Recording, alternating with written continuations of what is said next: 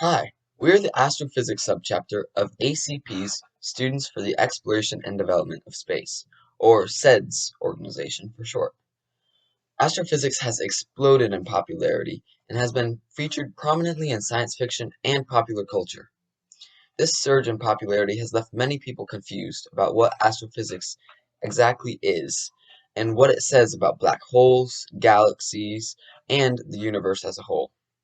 We're here to explain what it is, what's currently going on in this exciting field, and why it's important to understand. Astrophysics is one of the many branches of space science. Astrophysics combines elements of biology, chemistry, physics, math, and programming to answer some of life's biggest questions. How does the universe work? How do we get here? And are we alone? To answer these questions, they often have to get data from astronomers about a specific object in the sky and use that data and models to make conclusions about the object. If an astrophysicist wants to study a star, they have several ways to gather more information on the star. One way is by utilizing spectroscopy, or studying the light that the star emits. By analyzing the different amounts of color in the light, they can determine what materials the star is composed of, like hydrogen and helium, and what proportion they have in there. In addition, they use the brightness and temperature given from the star to determine the classification of the star and how long it will shine. This gives us a rough prediction on how long the star will stay in its current form and what it will transform into later in life. There are even methods that can determine if the star has any planets orbiting it, along with some of the characteristics of the planet. With a few modifications, these same processes can apply to study radically different objects, from white dwarfs, red dwarfs, neutron stars, and even black holes. Currently, most astrophysicists are working to answer questions about the cosmos by using more precise measurements to reassess old theories or to prove or disprove new theories. One new and powerful tool is the James Webb Space Telescope, the most recent space telescope launched in 2021. With its larger mirror, astrophysicists hope to gain more insight into a major mystery: how the universe looks like in the past. Since light takes time to travel across the universe, looking at objects that are light years away will show what they were like in the past. For example, looking at an object that is 1 light year away will show what it was like 1 year ago. If you try to look at even farther objects in the universe, you will get a glimpse of the early universe billions or even millions of years after they were created. With James Webb, we can look even farther, potentially revealing the first few moments after the Big Bang and answering several puzzling questions. In addition, there is a race to discover exoplanets, or planets that orbit other stars, that can contain life and look for its signs.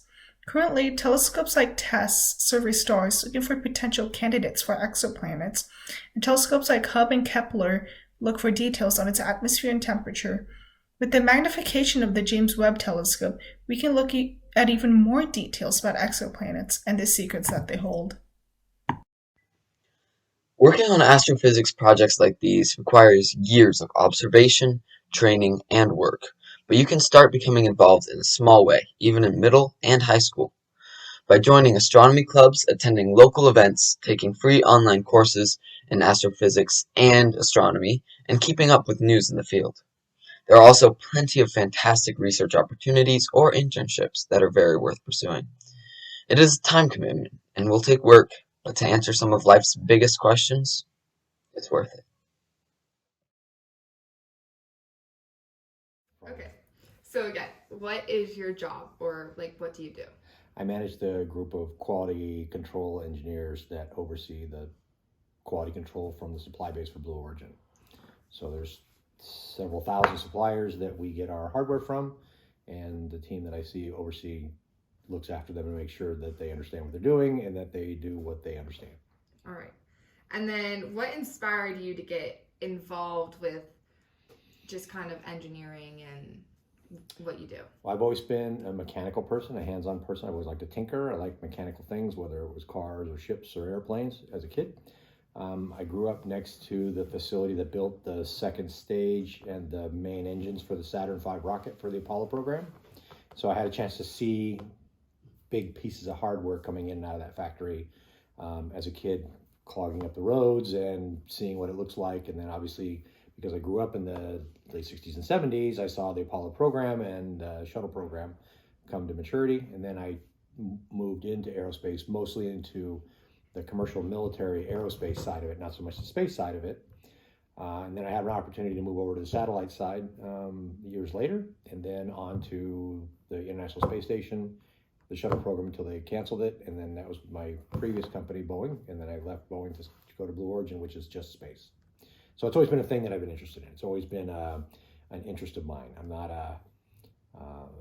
an astronomer, or I'm more about the mechanics of what makes things able to do what they do and why they do them. All right. And so what's your favorite part of your job? The launch. When they go well. Yeah.